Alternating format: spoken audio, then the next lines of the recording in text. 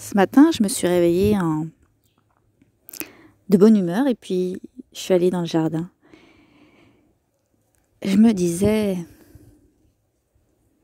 qu'est-ce que c'est compliqué l'humain, dans le sens euh, entre son ego, son corps astral, son mental et sa psyché, c'est sacrément compliqué. Et puis là, j'entendais des esprits de la nature qui disaient, effectivement, c'est compliqué parce qu'il a tous ces paramètres-là qu'il ne connaît pas. Il s'imagine être un corps physique et une âme, à la limite, mais c'est tout. Et ils n'ont pas tous les paramètres, toute la vision de ce qu'ils sont. C'est comme s'ils se voyaient comme une feuille, alors qu'ils sont un cube. C'est quand même pas la même perspective. Voilà, et on me disait, ouais, les feuilles, ceux qui se perçoivent d'une certaine façon, vont avoir plus de facilité avec des feuilles. Et les cubes auront plus de facilité avec des cubes. Et les feuilles ne sont pas meilleures que les cubes. Et les cubes ne sont pas meilleurs que les feuilles. Je ne sais pas si vous voyez un petit peu là. Mais voilà. C'est l'idée que chacun est à sa place. Même si on est dans un système pyramidal encore, qui n'est plus alimenté, oui, mais qui est encore là, qui a encore toute sa place, qui est encore en majorité. On fonctionne encore comme ça beaucoup. Il n'y a pas de ça c'est mieux que ça c'est moins bien que ça. Non, il y a des choses, c'est encore une histoire de, il n'y a pas de bien, il n'y a pas de mal, il y a tout qui sert à quelqu'un. S'il y a quelque chose qui est dans l'univers, comme qui est sur la Terre, c'est qu'il y a une raison. Rien n'est fait au hasard. Et c'est là qu'on rentre dans la science de la vie, en fait, un petit peu. Il n'y a pas de hasard, rien n'est un hasard. Même le moindre petit brin d'herbe. Vous savez, moi souvent je m'amuse à regarder dans mon jardin, je me mets sur ma chaise et puis je regarde un petit peu ce que font les tout petits esprits de la nature. C'est ce que j'appelle les petits bibous. Bon, voilà, les petits bibous. Et des fois, même sur une petite... un pissenlit où j'ai plein de kénopodes dans mon jardin, des toutes petites pousses de kénopodes. On voit la vie qui circule et en fait, il n'y a pas de hasard. Tout est bien fait, tout est bien orchestré. Un petit bibou, il fait quelque chose, puis après, il va sur une autre feuille. Et tous les petits bibous sont en connexion. Enfin, en tout cas, il y a un petit réseau. Les bibous, entre eux, ils se donnent des infos. C'est pareil avec les arbres, vous savez. Non, je l'ai écrit, mais je ne l'ai jamais dit. Les faunes qui s'envoient les informations, en fait. Alors, on peut voir ça d'une manière très scientifique, matérialiste, qui est vrai. Les scientifiques l'ont prouvé. Il me semble que ça a été... que ce n'est pas un secret, que les racines des arbres, en tout cas, les arbres peuvent se transmettre les informations. C'est par survie. Et énergétiquement, on peut le voir, en tout cas dans la forme, on peut le voir au niveau énergétique que les faunes des arbres, donc l'esprit des arbres, et même les esprits de la nature qui sont dans les arbres, ils se transmettent des infos aussi, d'un arbre à un autre. Moi, je le fais souvent, ça, quand je vais me promener dans les bois, que je salue le premier faune que je croise, parce qu'il y a toujours l'arbre... du départ un peu... Et je lui dis juste, j'ai juste envie d'une balade tranquille, j'ai envie de parler à personne. Et il transmet ça aux autres arbres. J'entends, elle veut juste être tranquille. Moi je l'entends comme ça, je pense pas qu'ils le disent comme ça, mais je l'entends comme ça. Elle vient juste se balader tranquillou, faut pas l'embêter. Et c'est intéressant parce que je peux voir énergétiquement la transmission. C'est très sympa à voir, énergétiquement. Ils se transmettent les infos. Tout ça pour dire que tout est à sa place. Même si nous, on peut avoir une vision psychologique de la chose en se disant « c'est bien, c'est pas bien, c'est mal, c'est horrible », tout est à sa place. Il n'y a rien qui est le fruit du hasard.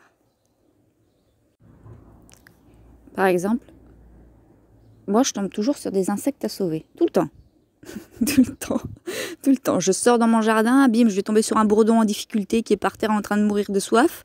Ou hier, ça m'est arrivé encore un ver de terre, là, qui... Bon, mon voisin a des poules. Et le ver de terre était à moitié mangé, il galérait.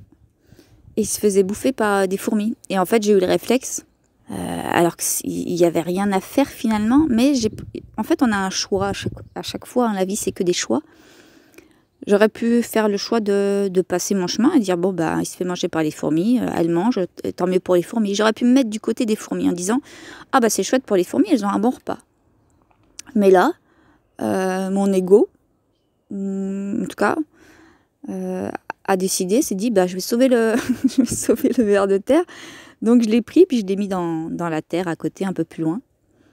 Puis là, j'ai vu d'autres fourmis qui allaient lui monter dessus, donc je l'ai mis un petit peu plus. J'ai creusé un petit trou, puis je l'ai mis dans la terre. De toute façon, si ce ver de terre doit se faire bouffer, bah, il s'est fait bouffer. Et il n'y a pas de bien, il n'y a pas de mal. On pourrait, d'un point de vue psychologique, dire les fourmis sont méchantes, elles mangent le ver de terre. Mais en fait, non. Les fourmis font juste ce qu'elles doivent faire, elles se nourrissent. On pourrait voir ça d'un point de vue, on pourrait se dire le ver de terre se sacrifie pour les fourmis, mais en fait non, il est juste en train d'agoniser et de se faire manger par les fourmis. Mais ça encore, c'est un point de vue humain. Parce que clairement, on n'est pas dans la peau du ver de terre, on ne sait pas du tout ce qu'il pense. Mais voilà, il n'y a jamais de bien ou de mal, il y a des choses qui se font. Même en énergétique, ça on le comprend très rapidement. Quand on peut voir des gens qui ont des entités, bah, on voit très bien que l'entité, il y a plein d'entités qui ne le font pas par méchanceté. Il y a des choses très très négatives, il y a des choses qui détestent l'être humain, ça on va pas se mentir, qui l'aiment pas. Et il y a des entités non humaines, il y a des entités non humaines qui voient l'être humain comme un sale, comme un poulet de batterie et encore. Et puis on peut voir que là, il y a quand même beaucoup d'entités qui sont juste comme des fourmis en train de manger un ver de terre en fait. Elles se nourrissent. Donc elles ne sont pas méchantes. C'est pas de la méchanceté, c'est juste la loi de la jungle, hein, un petit peu, c'est je me nourris. Et puis on peut vite voir aussi quand on étudie un peu l'énergétique hein, que chez les êtres humains c'est la même chose. Nous on peut se mettre dans la peau de la victime, c'est-à-dire la pauvre victime elle se fait manger par son mari, par son ami, par son patron, peu importe. Il la mange énergétiquement, mais de toute façon, on va voir que les schémas inconscients font que la personne, finalement, elle donne son autorisation quelque part. Sinon, elle le ferait pas. C'est tout un stratagème. La victime, finalement, autorise que le bourreau la mange, même si c'est très dur psychologiquement dans sa vie. Il y a un accord qui est passé avec le bourreau qui va la bouffer. Et voilà, et on peut voir que le bourreau, il est victime d'autre chose. Il y a pas de... Voilà, c'est tout un manège énergétique qui se fait comme ça. Et puis, il n'y a pas de secret. Hein, si on veut sortir du bourreau, de la victime, ou même du sauveur, on fait un travail de connaissance de soi. En tout cas, on va voir un petit peu tous nos mécanismes pour éviter d'être soit victime, soit bourreau, soit sauveur, en fait. Et d'être un petit peu au centre du triangle, si je peux dire ça comme ça. Comme ça, on subit pas. On ne fait pas subir et on ne se prend pas pour le sauveur du monde. Il y a beaucoup d'esprits de la nature qui ont un peu le syndrome du sauveur, mais c'est parce qu'ils ont beaucoup d'empathie. En fait, on peut voir la même chose chez les esprits de la nature comme chez les humains. C'est-à-dire qu'il y a beaucoup d'esprits de la nature qui vont avoir cette envie d'aider, et puis ils peuvent vite se retrouver en victime.